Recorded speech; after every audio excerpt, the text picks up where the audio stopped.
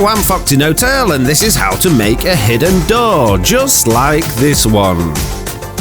There we go, it's completely hidden. So what you need to make a hidden door is sticky pistons, a little bit of redstone, some repeaters, and just some other kind of blocks just to disguise it, really. The advantage of a hidden door is that once it's hidden, nobody can see where it is. So let's go ahead and make it. So for this example, we're going to use polystyrene, just so that it stands out. You can use whatever material you want for your hidden door, and the first thing you need to do is you need to place some pistons. So we want 4 pistons facing this way towards the door, and we need another 2 pistons on that block facing this way towards the outside of the door. If you then put 2 more pieces of whatever material it is that your frame is made out of there, then that will be the part of the door that closes on this side. We'll concentrate on this side of the door first.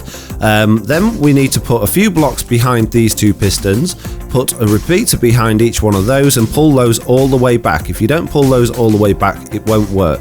Then we need to lead the roof of this back this way, so that we've got a clear area of where we're going to be building, and we can just bring that out a little bit further.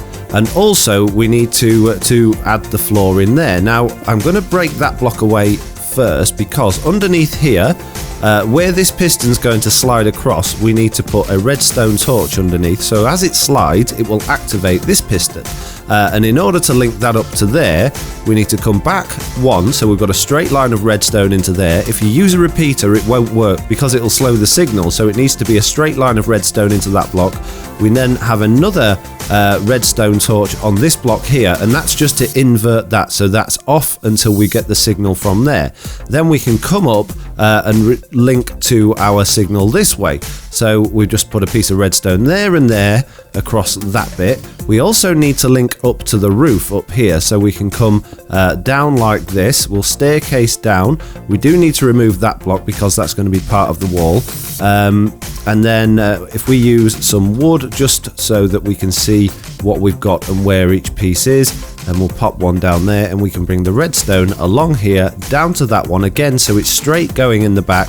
And if we bring this over here, we can then take our redstone up to the top and up above here. So this redstone here will activate the top piston when that slides across. So hopefully, if we just add a button down here, we can close this all off. In fact, we'll use a lever. If we pull this lever now, it should slide across. So there we go, we've got one half of the door done. The 4 pistons that are on that side push out first, and then the 2 pistons that then slide over this redstone and underneath that one then extend, and then in reverse it goes the opposite way. So let's do the other side. Exactly the same again. 4 pistons facing this way, 2 pistons facing that way. We'll put that down on the floor there, and we'll put a couple of pieces diorite in there. Put the 2 blocks of wood at the back, 2 repeaters on there so they're pulled all the way back, and then another couple of blocks behind there so we can link the redstone up. Now this time we don't actually need to worry about the top and the bottom too much, because they should already be activated by the other side, so we can just link this redstone up directly to this signal there. Now we do need to invert this signal again so they're not automatically on, which we can do by adding another block with a redstone torch on like that. So that's those all linked up. So hopefully now if we pull the lever, we should get both sides working. We didn't get the bottom one there, and all we need to do for that is just bring this top redstone across to the other side.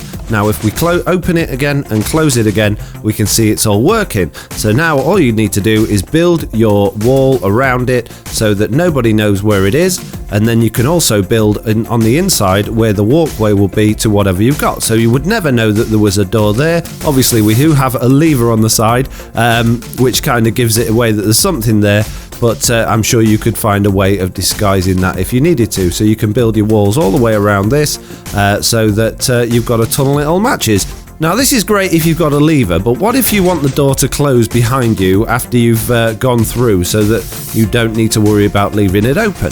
So if you want to use a button, you can pop a button on there and use it, but it's going to be in reverse, so the door's going to stay open, it's going to close when you press it. So the way we can get around this is if we just add one more set of blocks here, pop the button on that one there and stick a redstone torch behind it, that redstone torch is just going to invert everything, so then when we press the button, the doors will open and they'll close again. However, the doors do close pretty quickly. There's not much time to get through. So if you want to add more time into it with a button, you need to add a delay system in, which are quite complicated.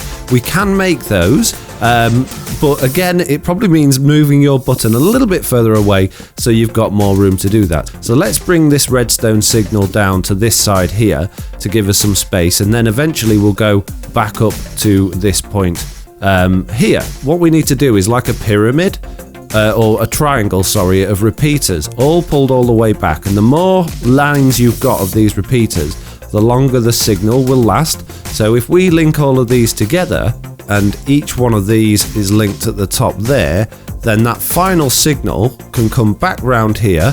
If we put a repeater there so it doesn't link up with that bit, and then bring this, in fact, yeah, we can bring that to there. We don't need to worry about that repeater. Then hopefully this should give us a longer signal. It's not inverted anymore though, but you can see there was a longer delay there. So in order to invert it again, it's just as simple as popping another block there with a redstone torch on it like that, and then it's going to be inverted. So now we should have plenty of time to get through the door before it closes again. And there you go. So that's how to make a secret door. It does take up a lot of space. There is a lot of redstone going on, but it really is worth it at the end of the day if that's something that you want to achieve. I will show you other ways of making doors just like these ones here that just open from the side. They're not hidden, you can see where they are, but they're equally as effective, and they're kind of cool looking doors. So I'll do that in the next video. So yeah, I'd like to say thank you all very much for watching. I hope you enjoyed this little how-to. If you did, please leave a like, and if you don't want to do that, don't worry about it, and I'll see you all in the next one. Bye!